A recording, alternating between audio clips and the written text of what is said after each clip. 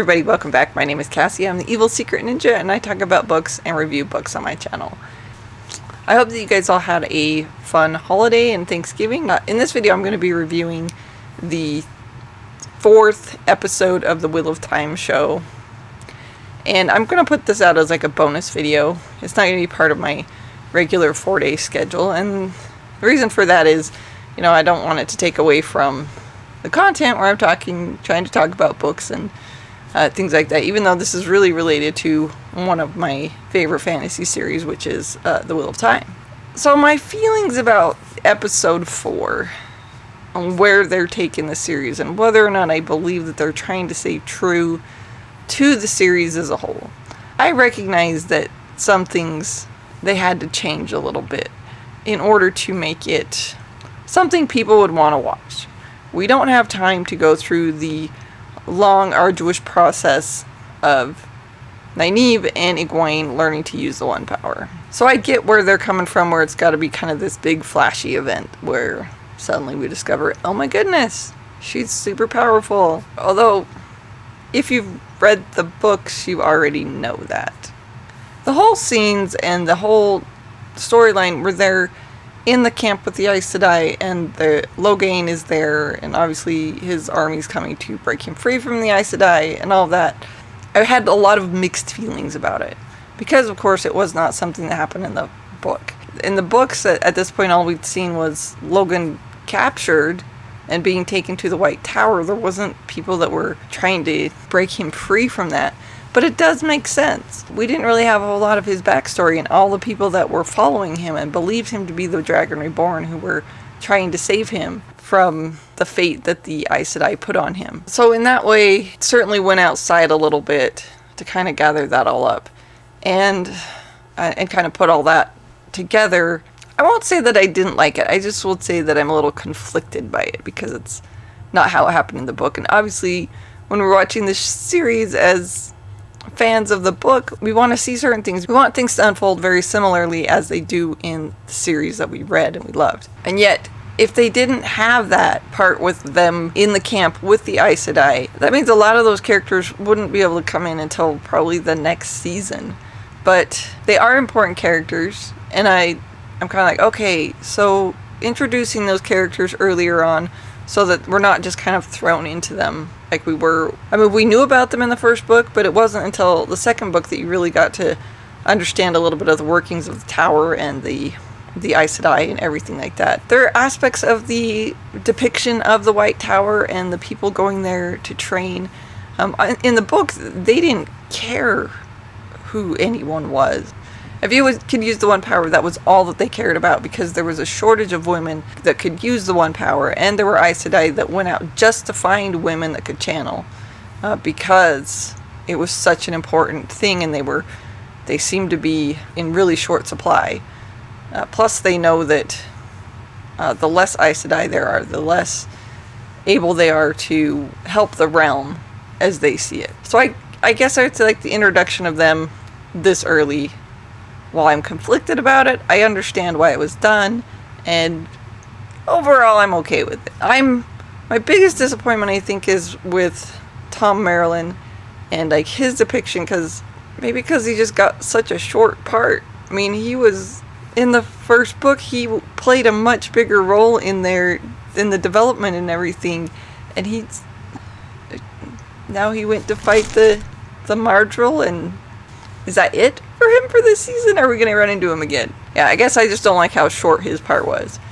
But again, I get it, because having so many characters and following so many characters, trying to depict them and have them all together and what's going on with them, I can see how, like, as if you're making a show, that can be a little distracting the more characters you're trying to follow. And there's a lot of characters in The Wheel of Time. I am enjoying Nynaeve and Lan and their little what's going on between them, because in the book it was much more just, we'll just say that Robert Jordan does not excel in describing relationships and starting relationships. It's more just like, oh, now they're together. So And I don't know, maybe that's something they're going to change in the series. You know, I keep watching things and be like, well, how is this going to affect all these other things that I know are coming up in the series and future books or future seasons if they make future seasons? Matt and Rand's adventures, I feel like, are somewhat following the book, probably as close as possible, but they're obviously being combined. Like, there were several farmhouses they stayed at. There were several times that they were doing work and everything for farmers in order to sleep in the barn or to get something to eat. So there were, and they seemed to kind of combine those all into one incident that happened, which I get. Do we really want to watch them go to 30 farms? And I guess this is what I'm struggling with Thom Merrilin. Like, the things that he taught them that were important to how they got to important places in the story. Because in the book, he taught them to play the flute, to play the lute, juggle, and tell some stories. And this was kind of like how they paid for their trek as they're trying to make it to the White Tower, which is where everyone's supposed to meet up with them. You know, there's obviously some characters that I know are coming up that I'm going, oh, I hope that they come up. Because I'm kind of waiting to see them. That would be Min and obviously the Ogier Loial. So there's a lot of characters that I'm kind of waiting for. And I don't know, maybe they said that these were things that they were changing, so everybody knows that they're changing, and I just don't, because I haven't paid attention. Because I didn't pay attention to what they were changing or not. I wanted to have my own opinion about it.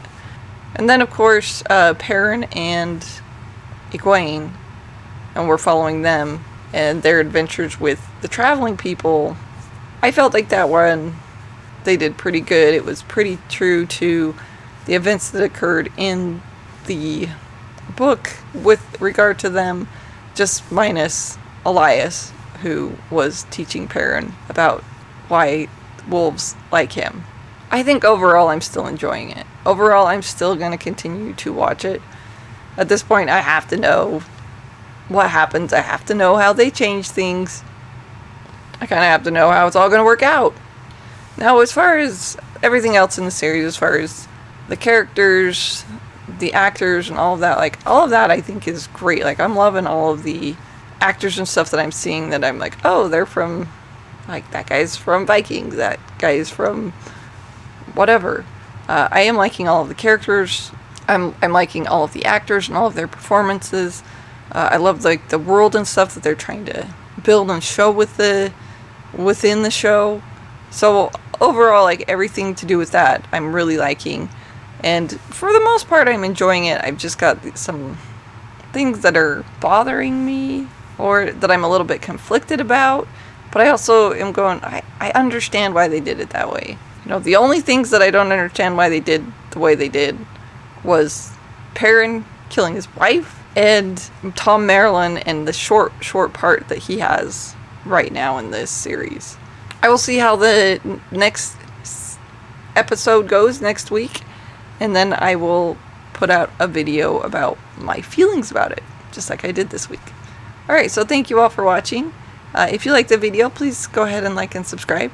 I appreciate all the new people have been picking up and watching me talk about Wheel of Time. It is one of my favorite fantasy series. Thanks, bye.